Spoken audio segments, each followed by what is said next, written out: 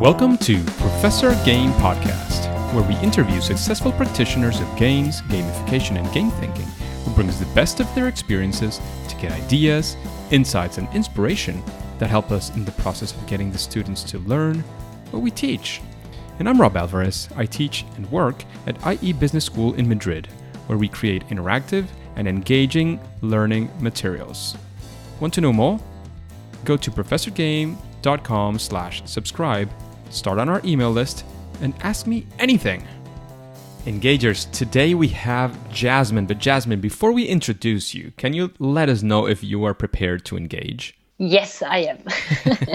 Let's do this. Let's go. Because Jasmin Karatas is today with us here for many reasons, among others because she is on a quest to lead gamification and behavioral design to success for businesses and entrepreneurs alike. She built up and leads the Gamification Chapter within Accenture Interactive, and she gives lectures to students. She holds international talks and workshops. She is trained as a product designer and is armed with years of experience in service design, as well as founding her own startup, which is called Myndset, but not Mindset as you hear it normally, but with a Y in the middle, where she follows her ambition to help her clients add passion, value, and emotions to her ideas and to their ideas and solutions. So, Jasmin Karatas, did I get that last name right? Yeah, that's right. You completely spelled it right. So it would be pronounced Karatas in German, but in English it's very good pronounced. Perfect. Fantastic. So is there anything else that we're missing to get to know Jasmin before we get started? I don't know. I say as well, I'm really an enthusiast in gamification, or I call it now a little bit like emotional design. And some call me evangelist. I don't know why, but somehow I can inspire people. So that's maybe a superpower on my own. I don't know. We will see if I am or not. We'll find out in time. Time will tell. Time will tell. Absolutely. So, Jasmin, as you work you have both Mindset and I believe you are also in Accenture, is that right? Yes, I'm also working full-time at Accenture. So what does a regular day with Jasmin, with all this madness, look like? How do you manage all these things? What does a day look like? I have a perfect team working with me. So I have a lot of people around me who help me to succeed, I would say. So within Accenture, we have those regular days where you are at the client and help your clients to succeed and give them hints and develop with them together, like new things, either in customer experience. So I'm not just working in gamification, but as well in customer experience or user experience strategy or whatever, to help our clients to get evolved and train them and coach them. But as well, I have a team, a very small one of 3 people with me who are doing gamification and innovation and try to combine that to sometimes develop like loyalty apps or other kind of experiences. And actually, they are the blast. I mean, they developed as well a wonderful escape game, which is dedicated to leadership. And it is now played by more, I think, than 4,000 internal people and more than 500 external people. With external, I mean clients. With internal, I mean Accenture people, to train them in first what it needs to work together on those things. But it's in a game context, and it's slightly then later gamified in the workshops. And with Mindset, it's more about a gamified way of doing co-creation. So it's a card. It's a card game, and it's a step-by-step method in which you create emotional ideas in 30 minutes. Everybody can do so. So that's kind of a normal day kind of looking. So when I have free time, I try to do as much as I can for Mindset and write media blogs or give, talks on Fridays where we do ideation sessions in German, unfortunately, because my English is not very good. It's actually very good. I mean, I've and this is not unique from you. I've heard this from many German colleagues I have that they say, "Oh, my English is terrible," and I say, "Well, it sounds." I mean, I'm not a native speaker either, but it sounds great. Yeah, thanks very much. Yeah, I do my best. So wherever or whenever I have some phrases which others may don't understand, bear with me. It's not my mother tongue. And one curious thing I've heard, I don't know German at all, is that the German language has combining of two words to make a new word, and that happens often. Is that right? Yes. We have very, very, very long words, which does not combine one word. You combine multiple words, and it gives a completely new word. So it's like a Schifffahrtsverein or something like that. So it's like a shipping company, not shipping company, shipping. I don't know how to say it now in English. I forgot the words. It's fine. It's fine. So, Jasmin, now that we know who you are, what you do, what does your day look like, we wanted to go deeper into the subjects that we are always with our guests, because there's something that we always take a lot of interest in, and because of the learning that we can get from that, and it's the stories of failure or fails, first attempts in learning. So, can you tell us a story of a time that you were, either in Accenture or in Myndset or in any of your private practice, at any point trying to do something with a client or for yourself or for whatever you were trying to create, and at least initially it didn't go as you expected, and how did you, either fix it or move on, and what did you learn from that experience? Yeah, it's I love that question, because usually when we are with our clients and they have these wonderful ideas, but then they're not going. They don't want to risk it. They have wonderful idea and they know that could be something which could be working out great, but then they hold themselves back and say, "Okay, I didn't know. I didn't know." So we had wonderful kind of gamification concepts with them together, and it was not about money. It was just that they were like, "Oh, I didn't know if it would work out." So a lot of time as well with Myndset. So we're doing it differently there, which I enjoy very much. We just do and try it. So we're starting doing, and then we see, like in very small, how we can develop it further. And sometimes with my client, we can't find a point where it's so small that they risk it, I would say, to go further, because they think they need to do the complete stuff at one time, which is not true. So it's like, this is the thing which is usually a big failure from my side. And so we learned to give them something they can experience, like this leadership escape game, that they understand, okay, the power of play and game, so that they continue on this journey. Because Fantastic. They can. Is there? Do you have any I don't know, any particular experience that you can, of course, that you can't share, because I know there's also the NDAs and so on. So as many details as you can share of one of those experiences when, the client either pushed back or completely ended the project, and what did you learn from that especially? So actually what we learned from that, pushing that back, is that, and it's very interesting in consulting, because they want to have a product, but at the other end, they wanted to customize that product very boldly.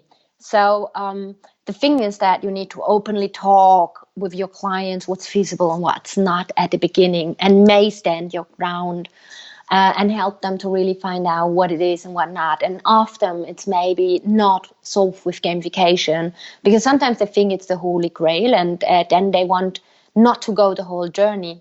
So what we learned out is either to do, a concept, kind of a product feeling, that they understand, okay, that's what I get, that it feels like a product. But it can be a workshop, it can be a process, it can be whatever, but it must feel like a product, or it needs to feel like a product. And on the other hand, then you can customize from that point on, because they need something to, like understand, get the point, and, then decide, okay, what do we need to change to adapt it? Because if you're going with a fixed product, like some of the gamification systems we are seeing, which you then cannot may adapt, it's hard for them then to say, but it needs to work with that technology, and that technology. And then you say, okay, but then we need as well to customize, we need to build it on our own. And they say, okay, but then that costs money, right? So this is kind of building something. So keeping it short, I try to rephrase, is like you make we call it a white paper out of what you learned. Like it should feel like a real product. So it can be a process or whatever, but it's something like they can hold in hands. You explain them, that's what you get, but give them the possibility, okay, to discuss on it what you can and need to change. So you're not building a full-fledged product, but it's more the concept of a product you're presenting to them. And that works usually quite good. So they understand the product that you're presenting to them before, of course, building it, which is also an investment. Yes, and so you can work together on this product, because usually, as you know, we are not a product company per se. So we're not selling products, we are selling consulting in Accenture. And so when we're building something, it needs to work with the client, and then we can see who we need to, go with us on the journey to make it happen for the client. So it gives us some opportunity spaces that we can go into with our ecosystems. That's great. That's great. And is there, in that same route that you're taking now, is there a story of success? Like, you faced a challenge, you solved it using gamification. Can you tell us that story? And of course, what do you think were the keys to your success? Mm-hmm. So the thing was that, especially when we were talking of an old change process, which were usually with a lot of workshops and a playbook. A playbook is not a playbook in that sense. So it's not, we call it playbook. So it's more like, okay, this is what you need to do and so on and so forth. So it's not cool. It's just called playbook or cookbook, or how you wanted to call it, with all the fancy names. And we were there with the client together, and they asked us to do another kind of workshop. And before we could do that, we would need to go into, okay, that's the concept. So we looked at what is their change journey, what would they need, and then we came up with a gamified in a day, live in a day of. So they played, because they needed to learn something new, and it was globalized, and they needed to know what Japan is doing and the Brazil sales and whatever. So either to tell them, we let experience them in mini games. And before we could kind of sell it to them, we would need to give them the concept and would say, this is what we plan to do with you. We would need to revisit that back. And it was a tremendous success story, because those people then, beforehand, they didn't want to go into this change journey. And then afterwards, because we made a survey, 9.4 people are more excited to open up for the change and want to know more about the people working and how they're working and how they could combine it with the strengths together. And so we did end up with multiple workshops which are gamified at the end, because they could see the value of it instead of just doing any kind of new learning sessions, And this was a tremendous big win as well for the account and for Accenture, because we could show that we do things differently, and it has a tremendous effect on the client and the people, because they talked to each other. That was the first time they really opened up and had fun and understood that it's important what they're doing, and that the future is important. This change is important. What the company's going through. And what would you say was a key, something that you'd say, well, if we didn't do this, we would have probably failed? Something that you feel was very important in this situation? So it was very important to give it a try, to convince the client that it's really worth it, because they were really like, oh, I don't know if that really work out. So the management level. So we gave them something to say, okay, this is what we would do. So giving them the concepts and say, okay, just let's try, and giving us, because they already know that the other stuff didn't work out. So the key was really to have a good relationship and give them something they can, hold in hands and understand what we are doing there, why we are doing it, and what the outcome is. And then what was really key afterward was that the people actually really gave us the feedback, the really positive feedback, and they could see the shift immediately in the mindset, to be frank. So the people were smiling and were very, very positive at the end, and left, this workshop not with a wasted time. Now they said, I want more. And this was really the key turning point that we ended up in doing more of these gamified workshops later on. Fantastic. And when you face one of these challenges, one of these projects, one of these clients, and you want to use gamification, is there a series of steps, a procedure? How do you start a project, and what are the steps you go through? Can you share with us as much as you can from your process? Sure. So what we usually clients kind of come to us with, I want to have gamification, but a lot of times they're ending up with these point badges and leaderboards. So then we go back and say, okay, this is what you could do, but this is how we do gamification. So we have an offer. and we call it offering. It is not about numbers and prices, so how much it costs and that stuff. That comes at the other point. It's more how we are doing it and how our concepts are called. So then we clustered our concepts. That means what is employee facing, what is for them client facing. So that means the customers of our clients. What do we have there? So that, and it all has a name. It all feels like a product. We explain a little bit of gamification, what it is, what we do, and then we're starting a discussion point, what would fit for that purpose. And then we're going into this discussion, okay, what would we need to solve this? Like sometimes they're coming with a simulation game, sometimes they are coming with a change journey, sometimes they're coming with loyalty apps. So it depends on what the client is asking. But if they're asking in gamification for general, we have something like to give them out and give that they can name it and come then back to us and say, okay, that's what I wanted to do.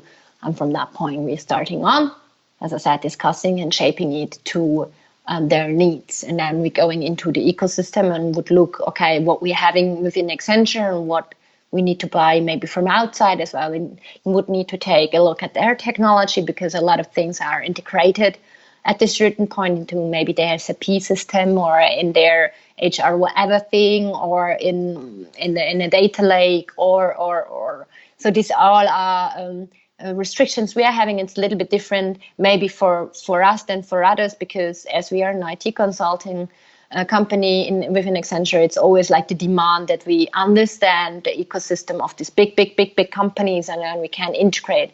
So usually it's not a standalone solution. Sometimes it's a standalone solution, but most of the time it's an integrated system. Interesting. It's a very new perspective for, at least for me and from what we've always heard from our guests because of the element of integration. It sounds...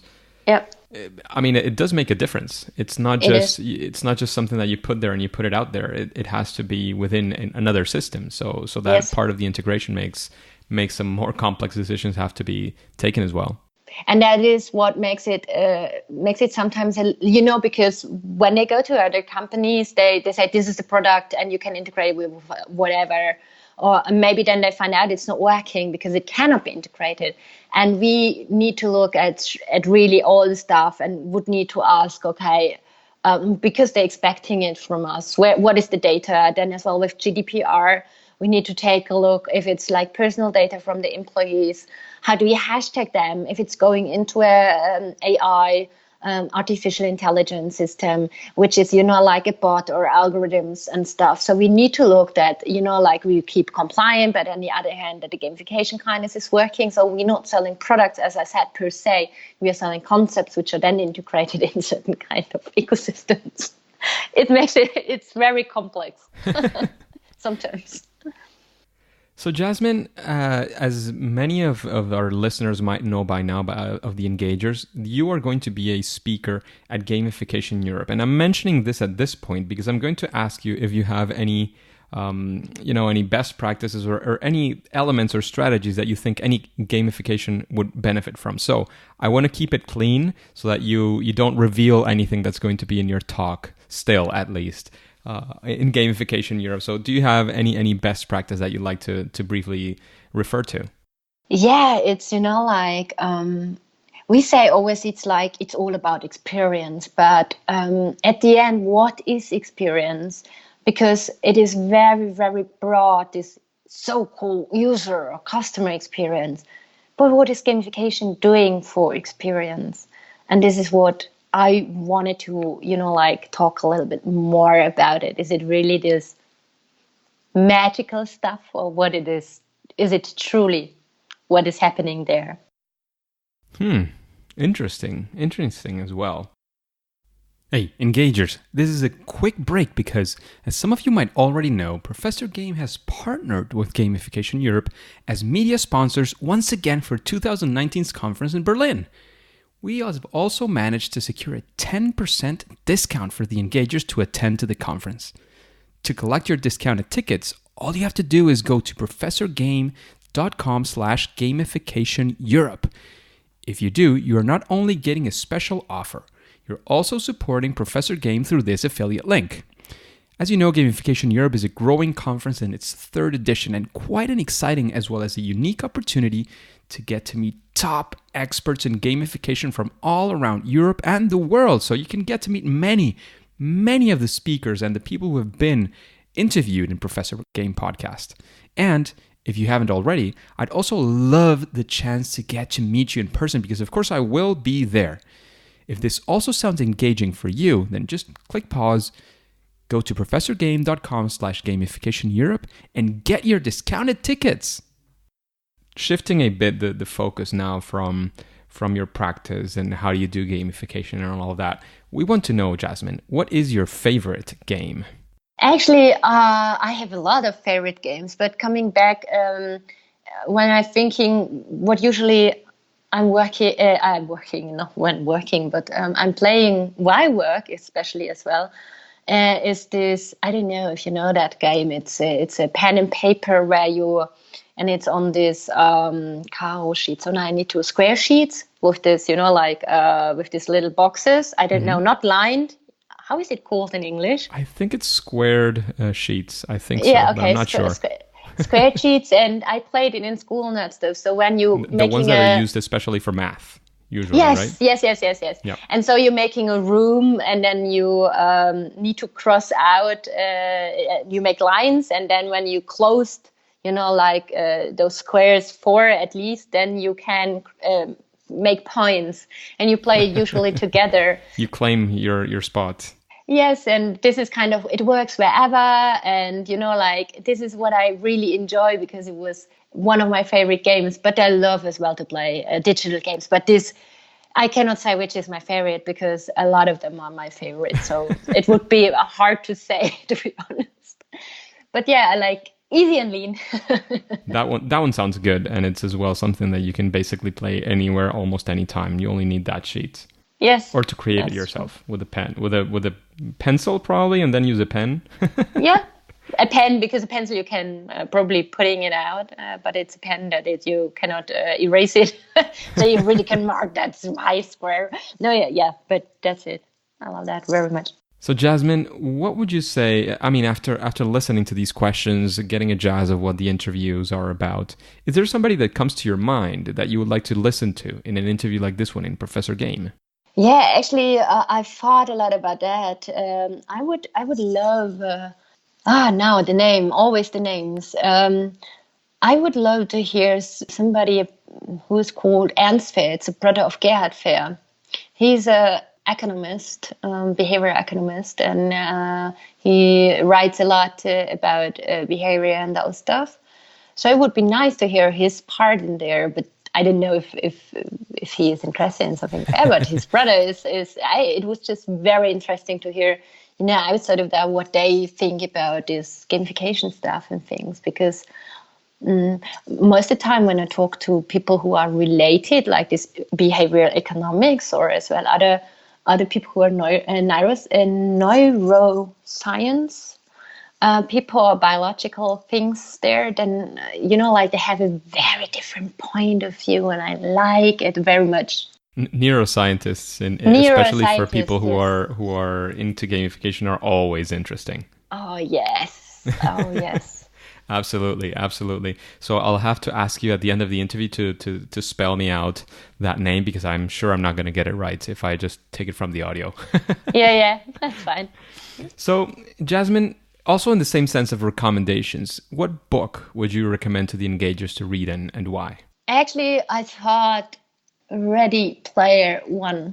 It is not a scientific book. Why do I say Ready Player One? It's for me, it was a really eye-opening book, and maybe it's good to read it before you go on this wonderful event, which is called Gamification Europe, because it is very important for me, and it opened up for me a new kind of thinking, because I think Ready Player One, it has a tremendous and an interesting point of view how game and virtual reality and this stuff is combined later maybe in the future, and why people are triggered so much by playing games, even if they are still living in a reality.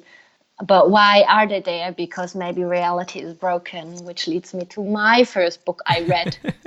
But I don't want to recommend it that much because it's probably the most recommended book. There you go. There you go. Ready Player One is also a movie, but Jasmin is here talking about the book. Yeah, I don't like the movie. Sorry, the movie is not good.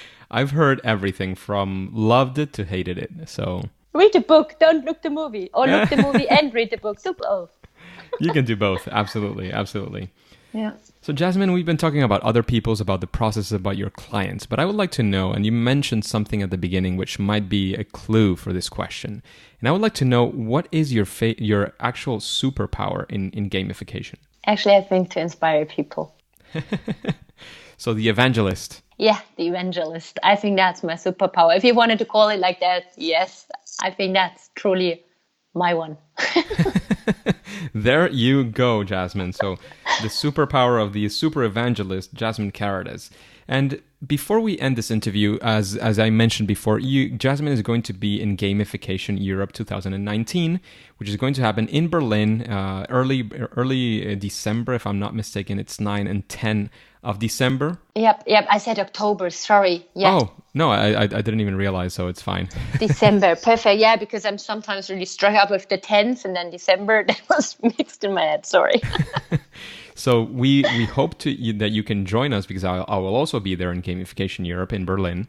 Hopefully you engagers can join us. I hope we can meet there. And of course, if you're still not completely convinced of going, I would like, Jasmin, for you to tell us what your talk is going to be about and to tease us a bit, so that people who are going are even more excited about going. Those who are still on the fences can decide and say, yes, I'm going to this event because I think it's fantastic.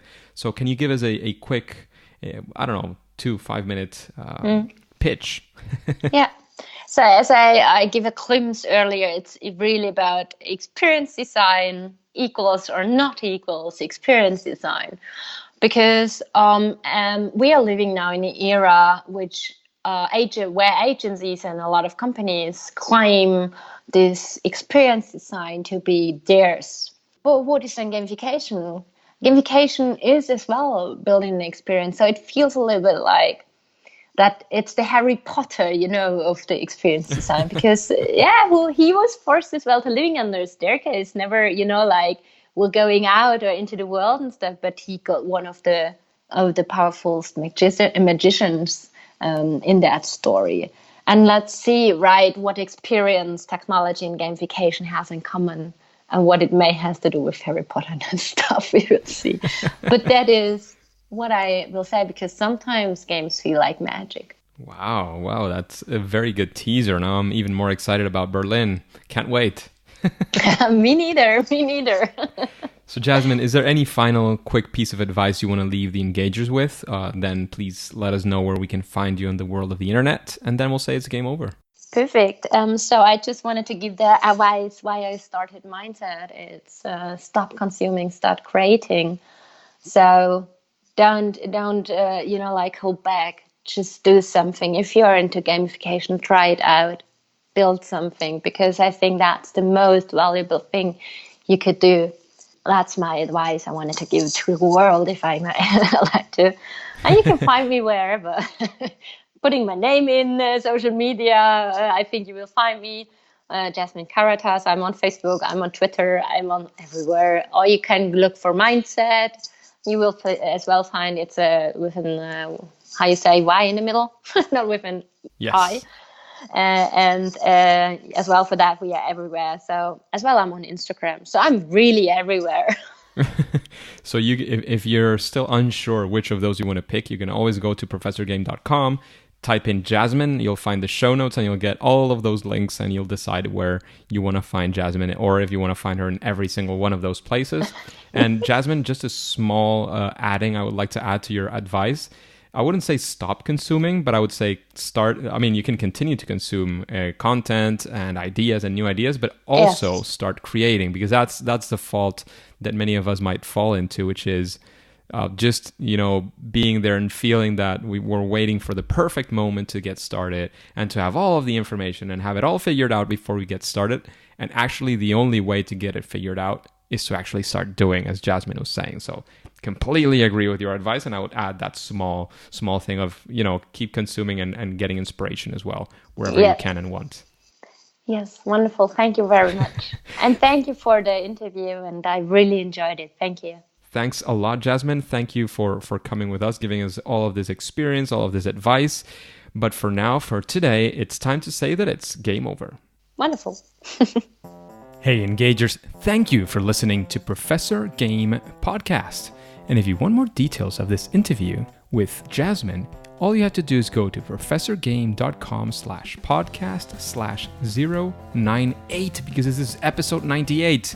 There you can also subscribe, and that way we can be in contact and you will have exclusive access to opportunities that Professor Game will have for you. In fact, if you're even considering to go to Gamification Europe in Berlin this December in 2019, the Engagers get special treatment. You can go directly to professorgame.com/gamificationeurope and get a 10% discount. See you there.